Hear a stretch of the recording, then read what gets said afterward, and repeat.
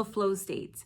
Now, if you consider yourself to be spiritual, enlightened, or in your awakening journey, you probably have heard of this term. Now, when I started to research this, especially on YouTube, there were a lot of people, I want to say like 8 out of 10 videos, where they would be talking about flow and the present moment. And they also happen to be in Costa Rica. They happen to be in some wooded area, living off the grid. Great, beautiful, super nice. But I live right outside of Manhattan. I'm walking here! I'm walking here! How does the average or modern human, if you will, live in flow? How does a person like me, who lives outside of a city, who works, other people have children, etc., who are constantly on the go or have a schedule, basically the human living in 2023 with everything that there is to experience and offer, how does that person embrace flow? How does that person become present? Now, don't say, well, you need to move. Well, you need to live this way. Well, you should. Throw your should out the door, because I personally believe that it is something that we can achieve as individuals, as humans in a digital age. In this video, I'm going to cover 3 ways on how to live in flow. Very, very basic 101 flow state crash course right here that I've been practicing since the beginning of 2022. What's up? I'm Parker, and welcome to House Momentum, where I champion the authentic self. If you prefer to listen to this episode and plenty of others, be sure to check out House Momentum on Spotify. So before we dive into kind of living in the present moment, flow state crash course 101, let's align on what they mean.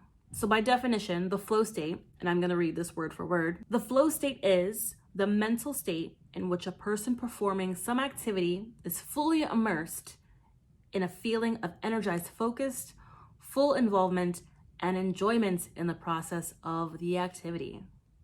Enjoyment, keyword enjoyment. Living in the present moment is living here and now. I am not living based off of the past, and I'm not living based off of the future. And some people might say, yeah, I do that. I beg to differ. We'll make sure in this video. Let's just say that, okay? Right.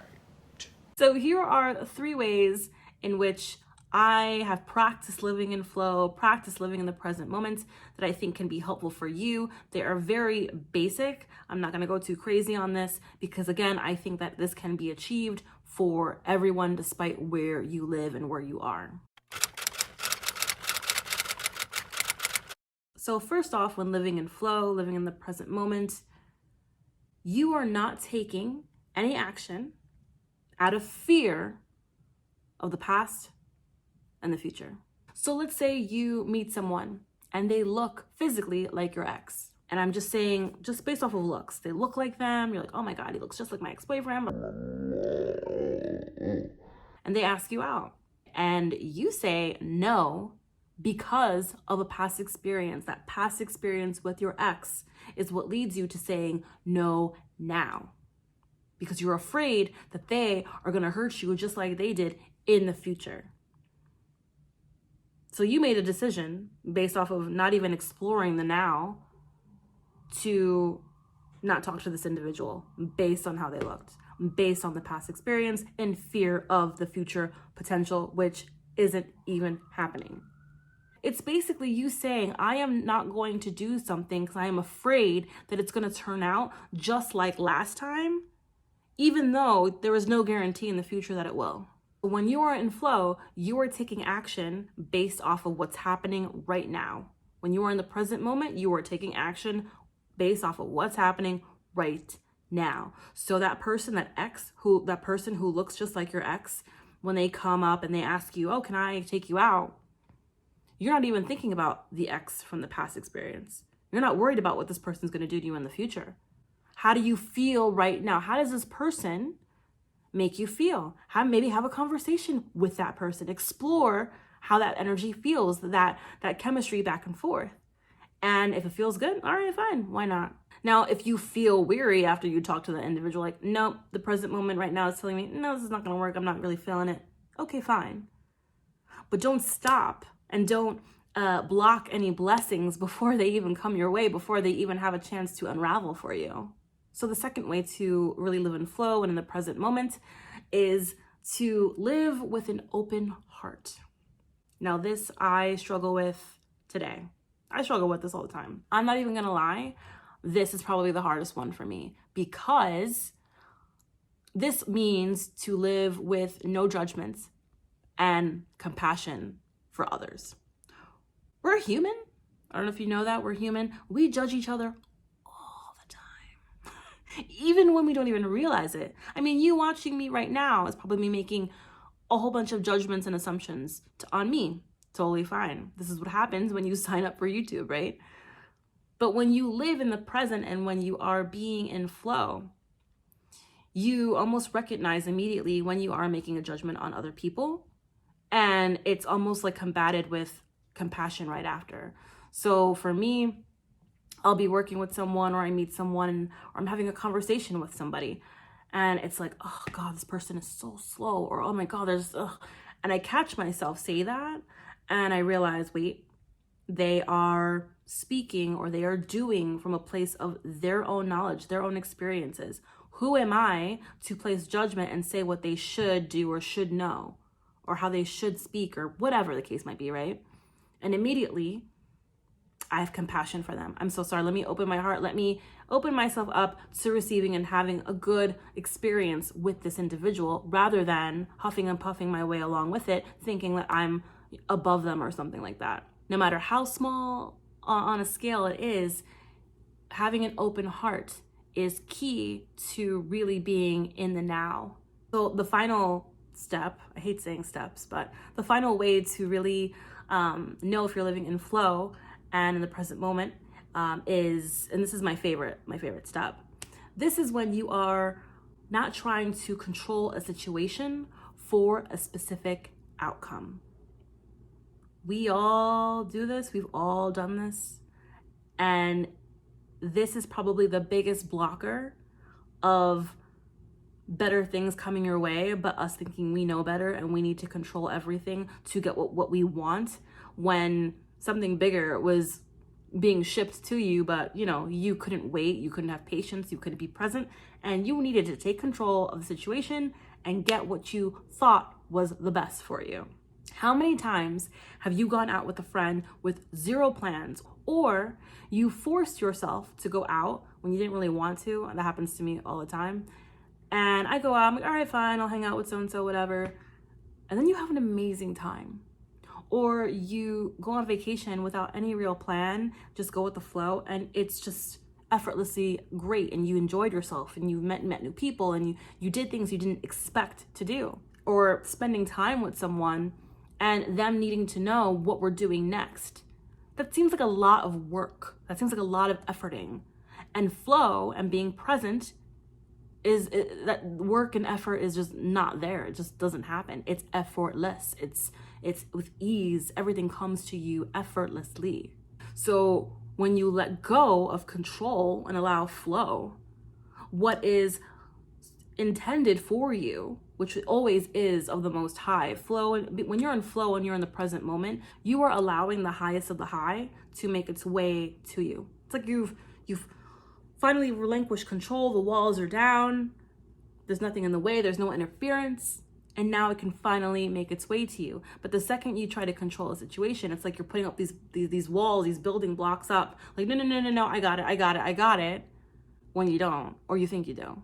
Now, the reason why a lot of us also don't like this, aside from the fact of not being comfortable with the unknown, is due to fear, number one, because we're looking at a past experience, so I need to control what's happening at all times. But also, we can't sit still. Sometimes being in flow or in the present moment will require you to be still. It will be like you're doing nothing. And so many of us can't even sit in silence for 5 minutes, which is really sad. How can you expect to be shocked and in awe and have the universe surprise you when you can't even let it do its thing? So by now, a lot of you are probably like, that sounds great and all, but I have kids. I got things to do. I got places to be. I can't live my everyday like in the unknown. I just can't do that. I get it. And I don't think we need to be in this state of being all day to get some benefits from it. Yes, the longer that you're in it, the more you live your life this way, of course, you're going to get more and more in return. But it might start off like a chore or like a little habit that then turns into a way of being over time. Totally fine. And that starting point can be just maybe being aware of these 3 points or living life these 3 ways for maybe 5 to 10 minutes a day. Even try to make it a meditation. Take those 3 concepts and apply it for 5 to 10 minutes in stillness at home, in peace and quiet. I am here and now. I'm not controlling the situation. I'm going to be completely present with myself. What am I feeling? How does my body feel right now? I'm going to give myself so much love and compassion. My intention for the rest of the day is to treat others with respect. Whatever. For those 5 minutes, just have those thoughts going through your head. In a meditative practice, embody that. Put a timer on your phone. It goes off. You move on and you go do what you got to do. There is no kind of like, oh, I have to be so holy and blah, blah, blah to be in flow. No, you don't. You don't need to be all holy and all like in the woods to live in flow and be present. No, it is a mindset. That's it. It's like a muscle that you're training your mind to just be present. I'm training my mind, like I'm training my arms, my body. I'm training my brain to just be present for 5 to 10 minutes, and that's it. And the longer you do that, the more it will become, it'll be a daily practice, and then it will just be a way of being. For me, it is now a way of being. It definitely started off for me like a chore, like, oh, I gotta be present. Oh, and I would just kind of bring myself back. And the way I would bring myself back, this is one of my favorite quotes, and this is from Phil Good. He's on YouTube. He is on Instagram. I love Phil. Highly recommend watching him, especially if you want to expand your consciousness and all that. I have the quote here. I'm going to read it for word. He said it on one of his videos. I don't know which one, but I heard it one day and I just jotted it down. And it is. And this is the quote that puts me back in check. When you are present, the universe, God, source, whatever label you want to put on it, does not bother you. You could even say, when you are present, you don't bother you. You are not rattling in your mind. You are not telling yourself what you should and shouldn't be doing. You are allowing you to simply just be. That is it. As long as you have the awareness of it, and that's how it probably will start for many people, for many of you who start living in flow and living in the present moment, it will start off as just being aware of the present, just being aware that you're not in flow, just being aware that, oh, I'm busy, I didn't meditate today, I didn't do this. That's okay. That's like the prerequisite to all of this, awareness. So don't be too harsh on yourself as you dive into the flow state and living in the present moment. Thank you for watching this video and for visiting House Momentum. Be sure to like, share, and subscribe, and I will see you next time.